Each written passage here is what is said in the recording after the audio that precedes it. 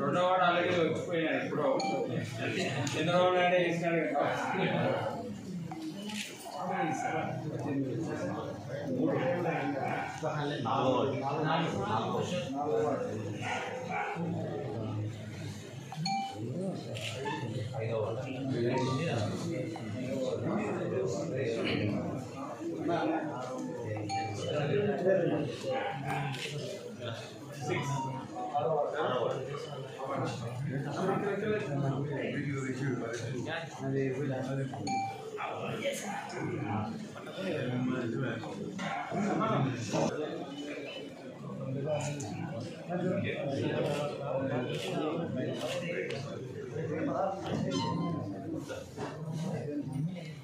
రమేష్ కాదు కదా ఆయన అంటే నువ్వు మాటలకి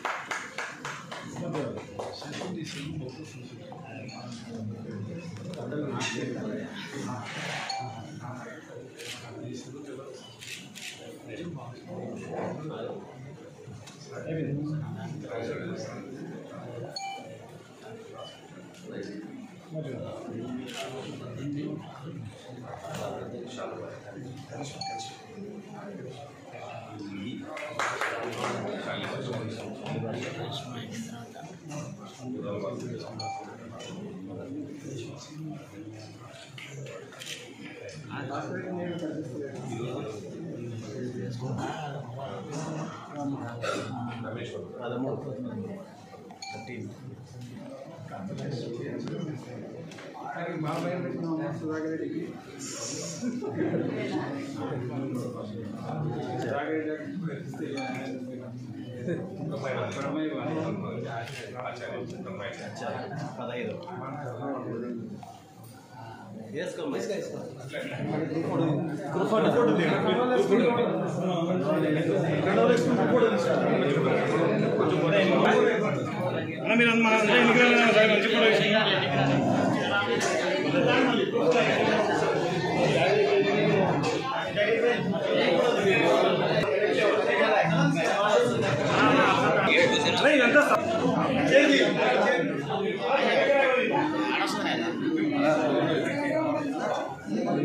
ఇక్కడ అశోక్ కనపడాడు.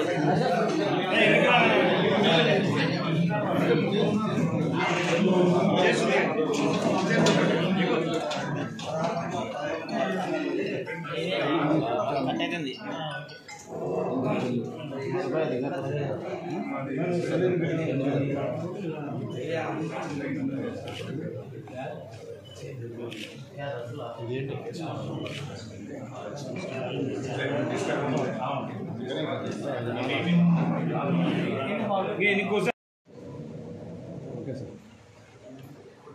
అందరికీ నమస్కారం.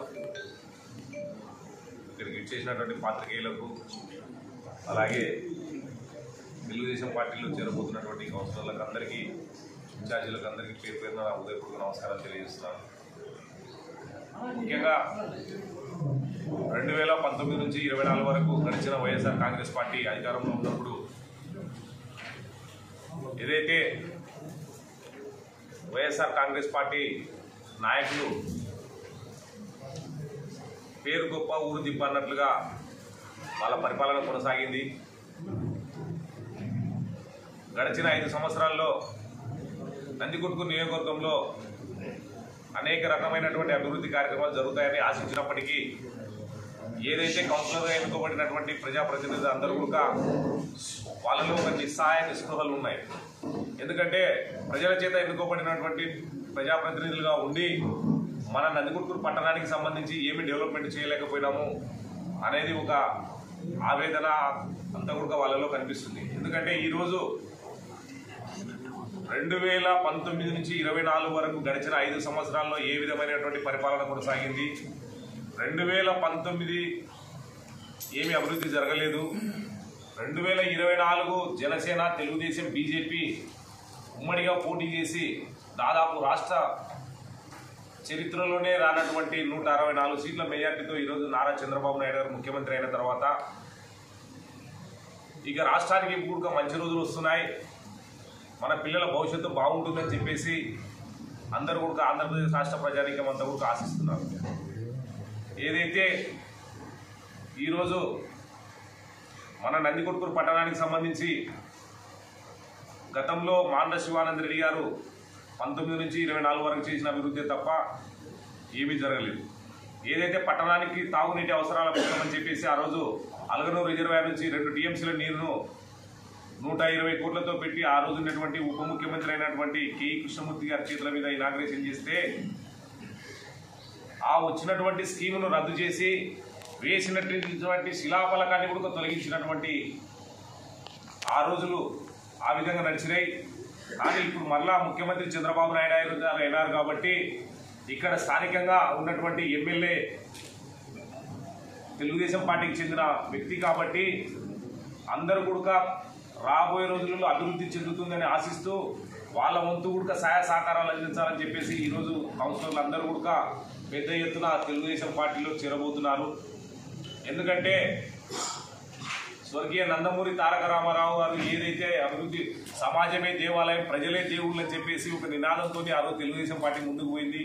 ఈ రోజు ఉన్నటువంటి పరిస్థితుల్లో మన రాష్ట్రాన్ని కానీ మన తాలూకా కానీ మన జిల్లా కానీ అభివృద్ధి చెందాలంటే ఒక నారా చంద్రబాబు నాయుడు గారి వల్లే సాధ్యమవుతుందని చెప్పి అందరూ గ్రహించి కూడా ఈరోజు తెలుగుదేశం పార్టీ వైపు ఆకర్షితులై ఈరోజు అందరూ పార్టీలో చేరుతున్న వారందరికీ కూడా పేరు పేరున నా హృదయపూర్వక నమస్కారాలు తెలియజేస్తూ వాళ్ళని పార్టీలోకి ఆహ్వానించడం జరుగుతుంది.